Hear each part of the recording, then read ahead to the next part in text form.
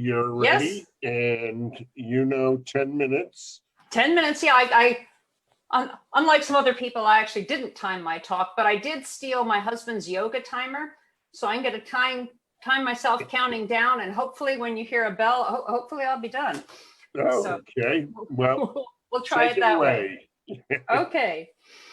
So when Rob asked me to talk about my ELT journey, the first thing I wondered was, well, why would anyone care? So what I did is I took some stages on my journey from author to publisher, but I tried from each stage to pull out a lesson that I hope would be useful for somebody else who would also like to journey maybe from teacher to author, or from author to editor, or from author to publisher, like Rob did. So hopefully there'll be a little insight or a takeaway from each step of my own journey. This is the first book that I ever wrote. It is, as you can see, a teacher's guide to a low-level business book. A teacher's guide is sort of a funny thing to write. It's like writing recipes for somebody else's dishes. But when people ask me, well, but how do you get your first book? How does that invitation even happen? Because I was teaching out of Business Venture 1 and 2, excellent books, I kept, of course, lots of notes. And I used to note things like, oh, one place where the tape script didn't match the student book, or somebody's name was spelled wrong. And at a certain point, I had a number of minor errors. And I just emailed the publisher. And I said, I found a few mistakes. Will you pay me to tell you what they are? And I got an answer saying, actually, we're doing a second edition. We absolutely would pay you to tell us what those are. So I sent those. And then the commissioning editor was coming through Japan where I was teaching. And she said, would you like to have dinner?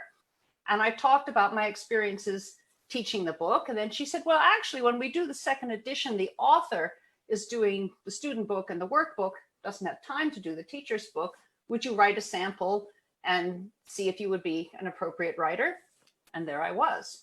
So the first lesson is keep your notes when you're teaching, of not only typos that you find, but also ideas and teaching suggestions and expansions and anything that might be useful, because you never know when those notes might come in handy. This is the first student book I ever wrote. I could only find an old image online that looks a little dirty, but that always happened to the cover, which was white. I was invited to write this book by the freelance commissioning editor. And when people ask, well, how did you meet this editor? He had the job I had in Japan before I did. So I inherited his desk. And in his desk, he had left a number of his papers, worksheets and things like that. And I read through his worksheets, and they were really good. And I thought, I would like to know the guy who wrote such good worksheets. And so I kind of emailed him out of the blue and said, hey, I have your job now at Sumitomo Electric Industries. You seem like a good teacher. And we struck up a friendship, and we talked about ideas and writing and teaching. And when he was looking for an author, I was the one he thought of. So lesson 2 would be make friends, because those friends will also think of you when it comes time to present opportunities. That white book in the middle is the same book as the one you just saw, but I think this is now the second or the third edition of that white book, which was supposed to be just one book. But then the publisher said, oh, it was, that one was popular. Could you do a lower level? Then came the blue one on paragraphs. Then they said, oh, could you even write a lower one? So we went down to the sentence level. And the fourth book was one that I pressed the publishers for. And I said, I want to do research papers. And they said, nah, it's not really enough demand. Nobody wants to teach that. And I kept pressing. It took me years to get them to agree, but eventually they let me do the fourth and final book in my series. So writing and the teaching of writing is something that's very important to me. So if you do have a passion, build on that and expand your ideas. I think most people who think of the Interchange series do not think of Dorothy Zemach. They think of Jack Richards. And Jack Richards is the author and the creator and the mind behind Interchange, which at one point, might even still be, was the best-selling ELT course book in the world. This is not the student book. This is, if you look at the bottom, the video activity book. I wrote the video activity book and the video activity book teacher's guide to level 3 second edition. It's not a huge piece, but it's the huge piece of something important and something good. And I don't receive royalties on this because it's not my creative ideas. The only thing I asked for in my contract was to have my name on the cover, because I knew that to be associated with a great author like Jack Richards and a great series like Interchange would be good for my career. So when you look for projects to work on, have an eye out for what's good, what sells, what's a quality product, and see if you can help out with part of that. This book I did not write any part of.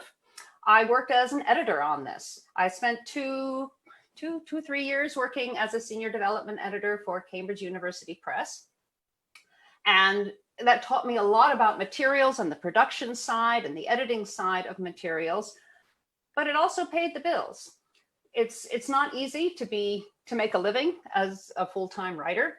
And I think it's okay. You don't have to feel like a failure if you are also doing some other kind of job, whether that's teaching or training or anything. Do what you need to do in order to have the money to pay for your writing. This is my most recently published book, but it's not one that I entirely wrote the most recently. This book, under another title, used to belong actually to a different publisher. And although they were a large, well-known publisher, my co-author and I felt that they just kind of didn't do a good job marketing it, that it got lost in the shuffle of some big publisher reorganization. So we actually asked for our rights back, and we pressed, and they gave us our rights back.